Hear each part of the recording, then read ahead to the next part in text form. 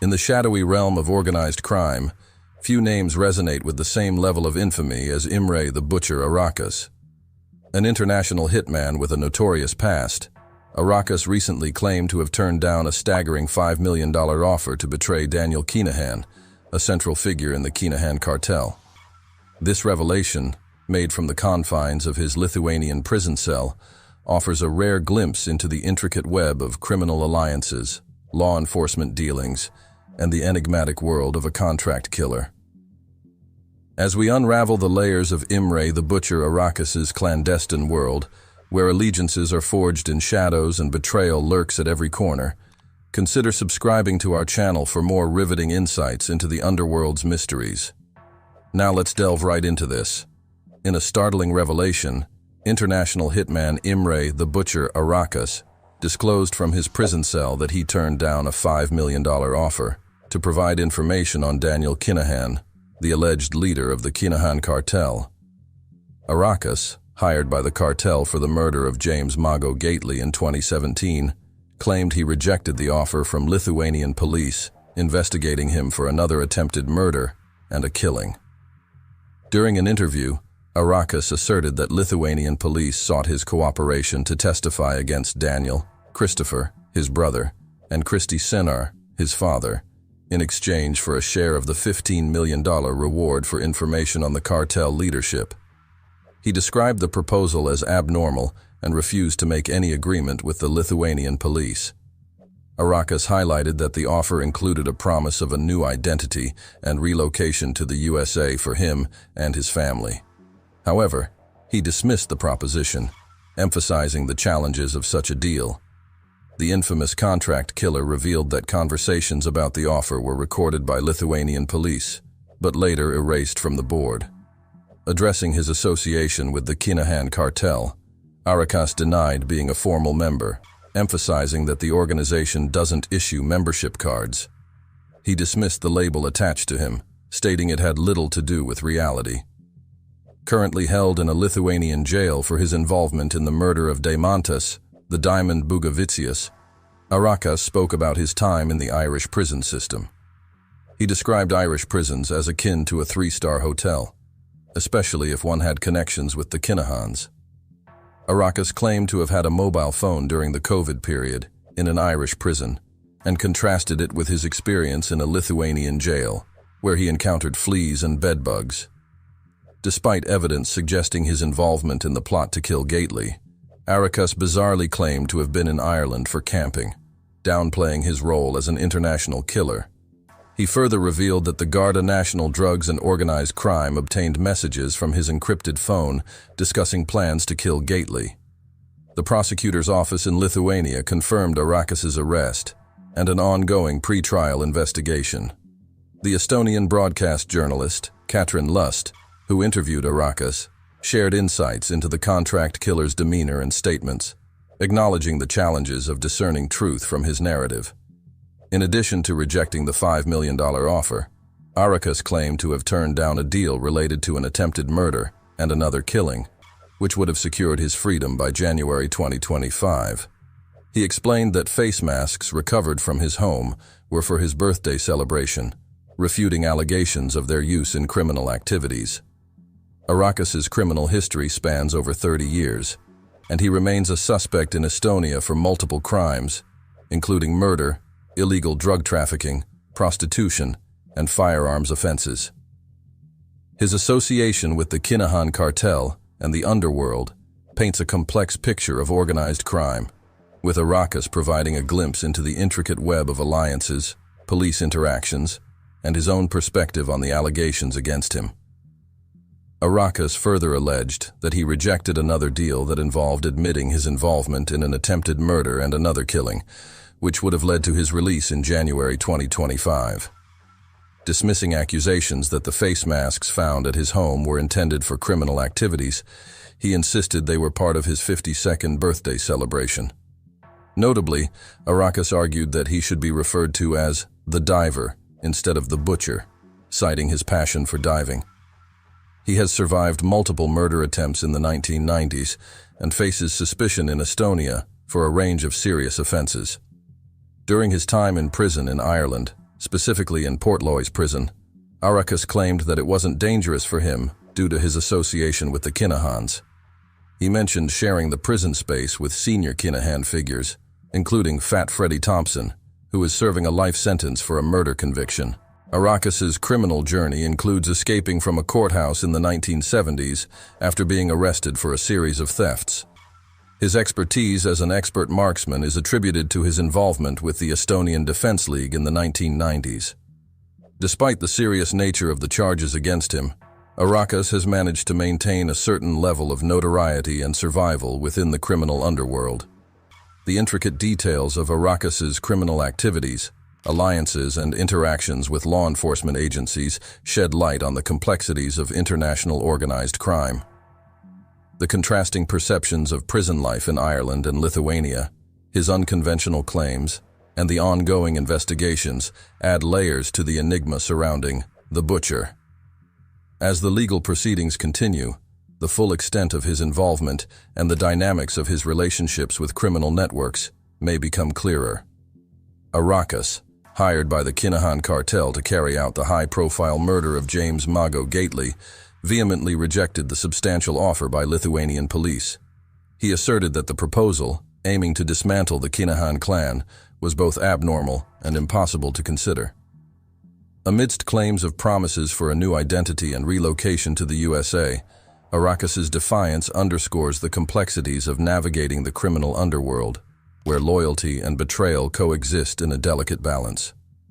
Despite facing charges related to the murder of Deimantas the Diamond Bugavicius, Arrakis remains unyielding in his stance.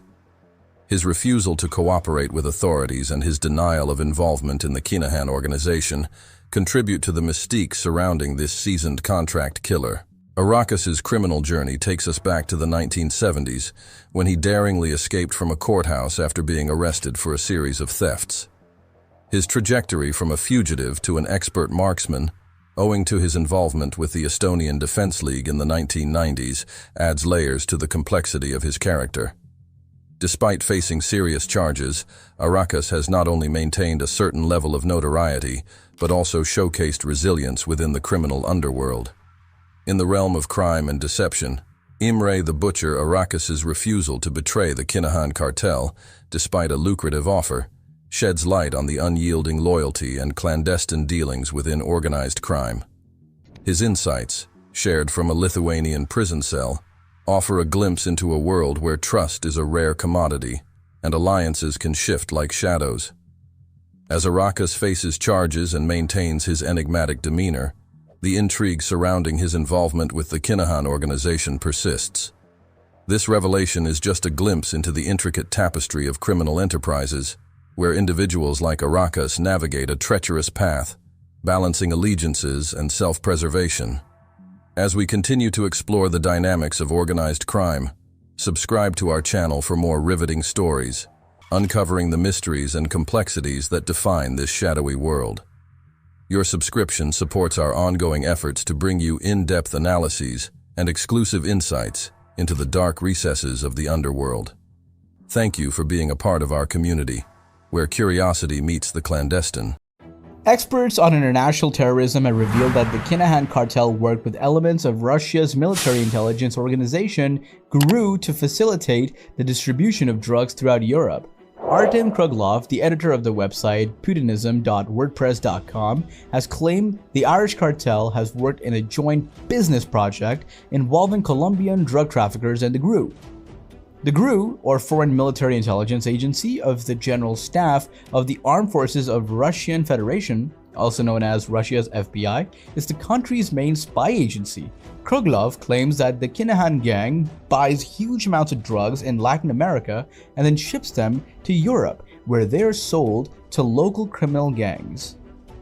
Before we move on, please support us by hitting subscribe and the bell icon to get notified when we post new videos. Kruglov says that the GRU is currently earning money by participating in drug delivery with the Irish drug cartel Kinahan. The Kinahan Cartel, founded in the early 2000s, is a joint business project of Colombians from the GRU and Irish. Christy Kinahan is its founder, an Irish criminal who has been convicted several times. His son Don Kinahan also plays a role. The two had lived in Marbella in southern Spain for many years. They moved their headquarters to Dubai recently. Veterans of the GRU Special Forces protect them. According to the Western press, Christy Kinahan learned Russian to facilitate contact with the GRU. The GRU is responsible for ensuring cartel bosses' safety and deals with weapon supply. Kroglov is referring to the famous seizure by Cape Verdean police of 9.5 tons of cocaine on a Russian ship on January 31, 2019. Artem Kroglov of Radio Freedom said the massive shipment was part of a European drug cartel working with Russia's secret services. 2 tons of cocaine found in Cape Verde is thought to have cost Daniel Kinahan and his mob millions. Michael O'Sullivan, the former Garda Assistant Commissioner, said that he thought the drugs were heading to Ireland and the UK. He stated that there is no doubt that is a portion of this shipment that was destined for Irish markets. The Kinahan organized crime group is the only Irish group capable of facilitating a large shipment to Ireland and has the contacts in Europe to facilitate such a shipment. It's clear that if a shipment this large is seized, it will cause serious disruptions to a group like the KOCG. The Kinahan Cartel, a notorious global criminal organization, is known for a wide range of illegal activities, including hiring hitmen, drug transport, and firearm sales. The Kinahan Organized Criminal Group, also known as the Kinahan Cartel, is an important Irish transnational organized crime organization. It is considered one of the largest in Ireland and perhaps the world. The group is also active in Spain, UK, and UAE. Christy Kinahan founded it in the 1990s. Daniel, the oldest son of his family, runs the criminal organization daily. The criminal organization is said to be worth European $1 billion. Since 2015, at least 18 deaths have occurred due to the Kinahan Cartel's ongoing conflict with Hutch. Christy Kinahan founded the Kinahan Crime Group in Ireland during the Celtic Tiger period of rapid economic growth. This was the late 1990s to early 2000s. Kinahan was a native Dubliner who was first convicted of forgery and handling stolen goods. He also committed burglary, auto thefts, home invasions, and other crimes during the late 1970s. The organization is believed to have begun as a gang of heroin dealers in inner-city Dublin. However, it soon expanded to become a multi-million-dollar criminal organization. Christy Kinahan was the previous direct leader of the organization before Daniel Kinahan took over. Since then, the Irish court has concluded that the organization is a murderous group involved in drug and weapon trafficking across international borders. Christy Kinahan was born on March 23, 1957. He grew up in the middle-class family, receiving love and attention. He attended one of the Ireland's best schools. He decided to become a criminal when he was an adult. Subscribe to our criminal network and dive deeper into the world of the Kinahan Cartel. In the 1980s, he was a low-level criminal in Dublin who spent time in prison on various drug charges and fraud. Kinahan was doing what other convicts are known to do: use their prison time to improve their lives. By the time he served his final sentence in 2001, the career criminal had enrolled in college and could speak Dutch and Spanish. The Irishman is suspected of building a massive international drug cartel listed with the Italian mafia. It is believed to have assets of more than $1 billion. As Daniel and Christy Jr. were groomed to become leaders with the organization, the Dapper Don was known as the Dapper. Daniel Kinahan is the newest member, born in 1977 on June 25th. His father was a powerful drug dealer, widely believed to be the leader and founder of the Kinahan Cartel. Kinahan was born in Tallaght and later moved to Dublin, where he lived at Oliver Bond Flats. He also spent time in Liberties. He was arrested at 23 in connection with the vicious assault of 2 members of the Irish police outside Shelbourne Park. The charges were dropped in the following year. He manages all the activities. Daniel Kinahan was in his mid-40s when he was the victim of an assassination in 2016. This set off a deadly feud with Ireland's notorious Hutch family that led to the deaths of 18 people. Most of the killings took place in Dublin and were carried out by hitmen affiliated with Kinahan. The U.S. State Department announced that on April 12, 2022, it would award up to $5 million as prizes under its narcotics prize program for information leading to the arrest or conviction of Kinahan members. 7 key members have been identified: Daniel Kinahan, the leader; Christopher Kinahan, his brother; Christopher Kinahan, his son; Bernard Clancy, a junior Dublin-born criminal; Sean McGovern, Daniel Kinahan's closest confidant and advisor; Johnny Cash Morrissey, a former KOCG enforcer who has become a money launderer and now lives in Marbella. Ian Dixon is also named, but he was never charged with murdering Gary Hutch in 2015. Johnny Cash Morrissey, his wife Nicola, and their son were arrested in Marbella on September 13, 2022, after a series of broken encrypted conversations revealed that Kinahan Cartel had been involved in the Euro $350 million coke plot.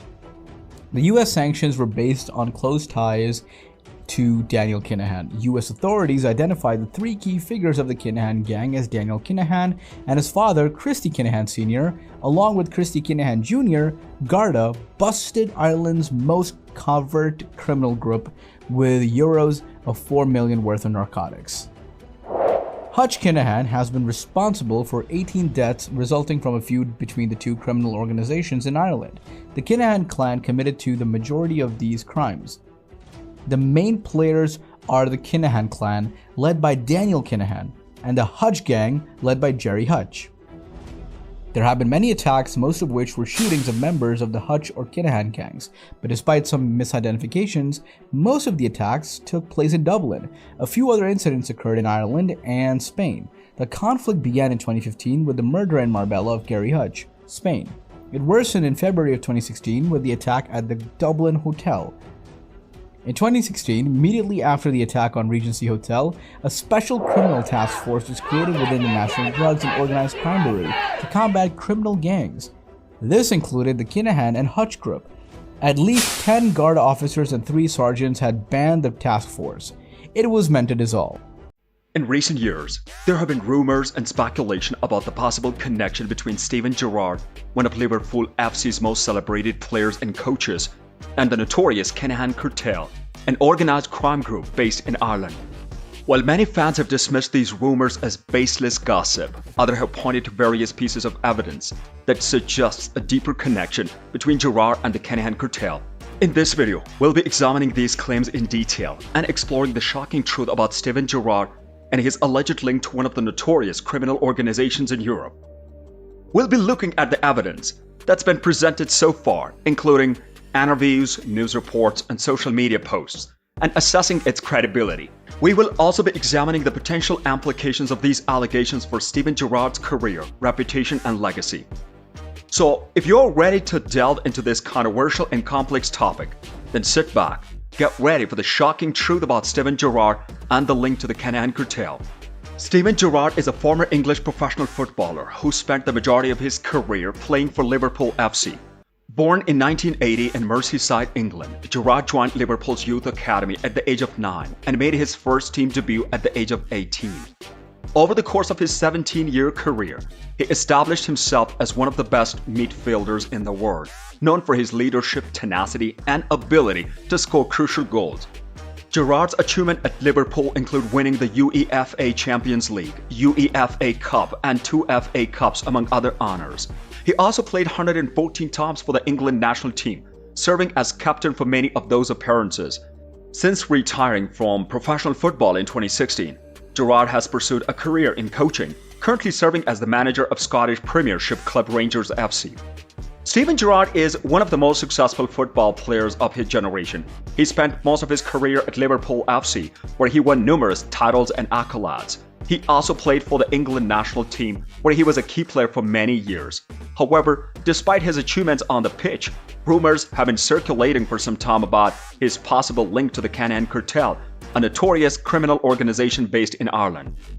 The Kinahan Cartel is one of the most dangerous criminal groups in Europe. They are involved in drug trafficking, money laundering, and other illegal activities. They have been linked to numerous murders and have been the focus of many high-profile investigations. The cartel has also been accused of having links to the world of professional football, with rumors suggesting they have used their influence to gain control of certain clubs and players. One of the most significant pieces of evidence linking Steven Gerrard to the Kinahan Cartel is a photograph that surfaced in 2016. The photo showed Gerrard posing with a man named Christy Kinahan, who is believed to be the leader of the cartel. The photo was taken in Dubai, where Gerrard was working as a pundit for a television network. Gerard claimed that he was unaware of the Kinahan's identity at the time the photo was taken, that he had simply been asked to pose for a picture. However, many people remain skeptical of the Gerard's explanation. Some have pointed out that Kinahan is a well-known figure in the world of organized crime, that it's unlikely that Gerard would not have known who he was. Others have suggested that Gerard may have had a closer relationship with the cartel than he is letting on.